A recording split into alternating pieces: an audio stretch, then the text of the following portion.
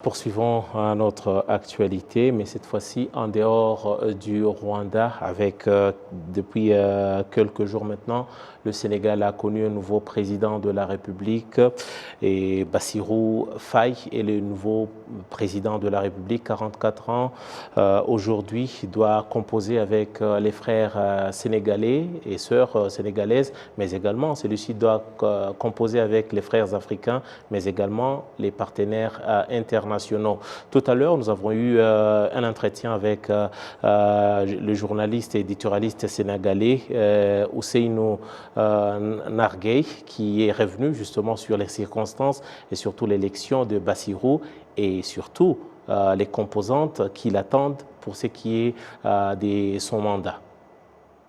2 jours avant l'élection, j'ai appelé à voter pour la coalition Diomaye Président, entre autres raisons pour que mes enfants, dont l'un est majeur, ma fille, et le président de la République qu'ils désirent. Ce qui est vrai, c'est que c'est une révolution par les urnes, mais c'est le résultat qui était attendu par la majorité des citoyens sénégalais qui ont voté dans ce sens-là. C'est quelqu'un, déjà on le sait, très proche de l'opposant Sonko. D'aucuns n'hésitent parfois de dire c'est Sonko qui sera d'une manière ou d'une autre également aux affaires. Est-ce que vous le voyez de la même manière? Est-ce que l'ombre de Sonko sera à la présidence?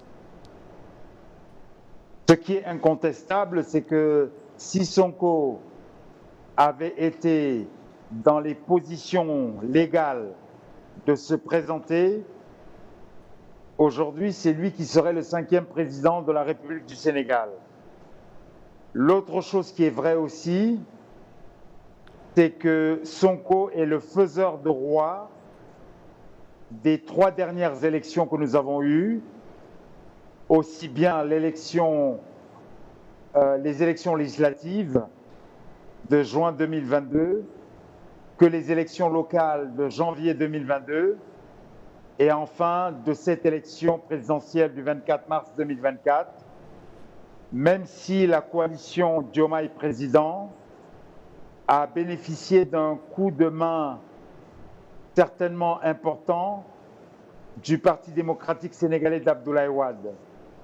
Alors, est-ce que le président Diomaye Faye présidera dans l'ombre d'Ousmane Sonko? J'ai une réponse beaucoup plus nuancée que ça. Je pense que le parti PASTEF, depuis 2014 qu'il existe, a fait la preuve assez inédite de sa gestion collégiale de ce qu'ils appellent le projet. Je pense aussi qu'ils travailleront en très bonne intelligence, c'est-à-dire que je pressens, à l'occasion de la dissolution de l'Assemblée nationale, qui ne peut avoir lieu qu'après 2 ans d'existence, c'est-à-dire à partir de juin 2022, je pense effectivement que Ousmane Sonko sera président de l'Assemblée nationale et qu'il travaillera en bonne intelligence avec le président Bassirou Diomaye Faye. Déjà, l'autre camp, le camp adverse a déjà accepté avec fair play la victoire de Bassirou. Mais aux dernières nouvelles, on apprend que le président Macky également l'a reconnu. Mais on annonce déjà le départ du Sénégal du président Macky et qu'il aurait décidé de s'installer en dehors du Sénégal, mais tout de même sur le continent africain. Quelles sont, selon vous, les raisons du départ ou en tout cas du changement d'adresse pour le président, l'ex-président Macky Sall?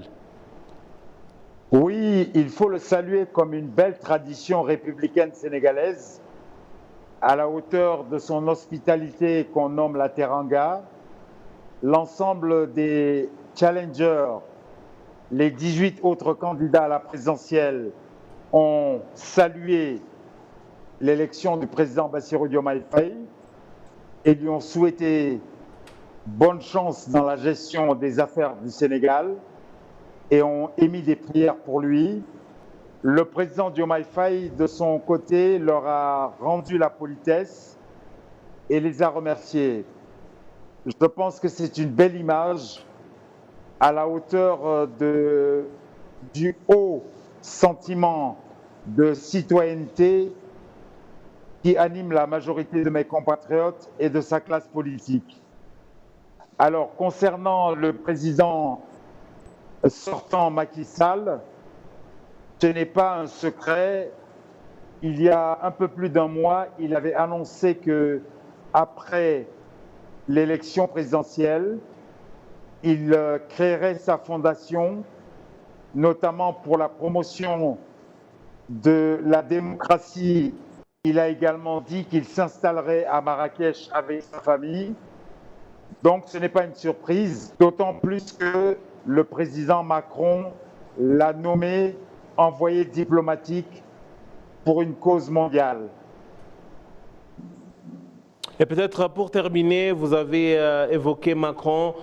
Si les Sénégalais sont rassurés, si les Sénégalais ont exprimé leur choix, si la voix des Sénégalais ou les voix des Sénégalais se sont fait entendre, ce qui justifie l'élection de Bassirou, est-ce qu'au niveau de la communauté internationale, Bassirou rassure? Je pense que l'Afrique et les partenaires du Sahel sont rassurés, qui sont des leaders souverainistes, parce que l'agenda, j'allais dire, sankariste et de panafricanisme de gauche est le même entre eux. Voilà.